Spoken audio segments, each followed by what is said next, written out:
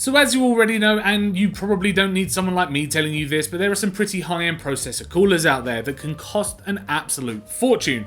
Now take the NZXT Kraken Z73 all-in-one for instance, at an eye-watering £260 plus at the time of making this video, but can you get away with less? We decided to put this theory to the test to find out if a virtually no-name jobby from China is adequate enough for your gaming machine. And to start it off, we found the perfect cooler on eBay, a Cool Moon UFO X, which is being sold by a large number of sellers for a handsome £7 including delivery. So here's the deal. In our experiment we used 3 air coolers, an Intel stock cooler that came with our processor, the Cool Moon UFO X, and finally a Cryorig C1.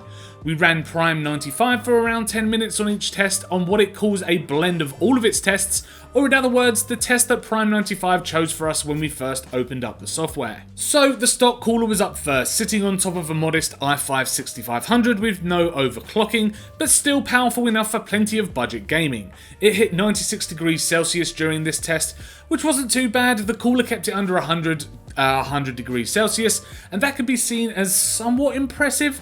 So then we were wondering, is the Cool Moon going to beat this, or is the Cool Moon going to perform just as good, but look better in our case? Well, to our surprise, the Cool Moon UFO X actually took a turn and kept the maximum temperature of the CPU some 20 degrees below the stock cooler, finishing our test at 77 degrees. Now that, I must say, is an impressive temperature reading, because remember, we only paid £7 for this cooler. There are better coolers out there of course, but for £7, that price alone is extremely hard to beat. Now I must say the Cool Moon UFO X looked pretty as well, and if you have a modern tempered full frame glass panel on the side of your chosen case, like with our Helios 300G, shout out to Abco Core for providing us with the case by the way, then it will look all the better. Installing it on the other hand is a right pain first time. There's no backplate. Instead, the housing ring it sits in is held in place by removable pins. It then goes all old style AMD with a thin flat steel plate running on one side to the other, requiring both ends to be hooked over that ring. Getting it off is just even worse, and we tried to get it off once and we just decided to leave it on there.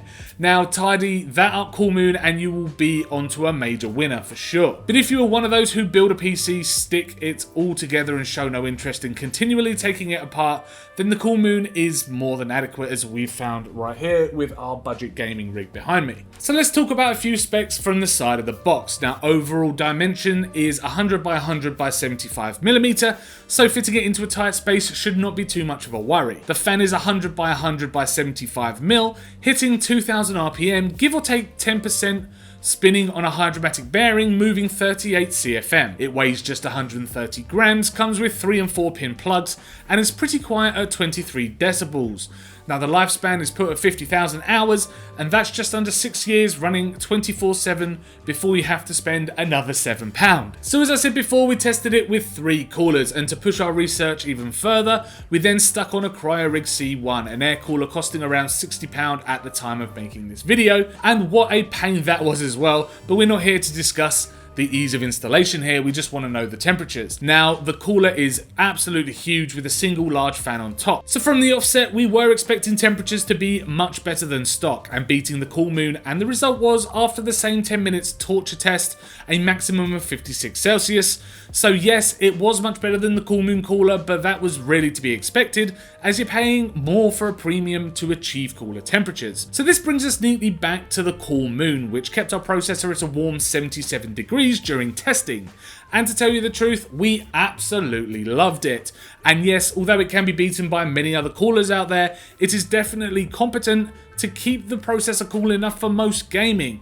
Now sure, I wouldn't recommend it if you're going to be diving into your overclocking settings, but if you're a gamer who's after a bit of flashy RGB to spice up your case and wants something that's a better performer than Intel's absolutely janky stock coolers, then £7 on an aftermarket cooler from a rando seller on eBay is definitely a win from me.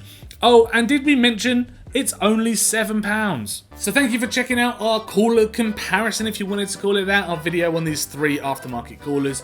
If you enjoyed this video, then do click that like button. Please subscribe to keep up with our latest tech and gaming videos. And also let us know in the comments below if you would pay just £7 for this cooler. I know I probably would if I was on a very strict budget build.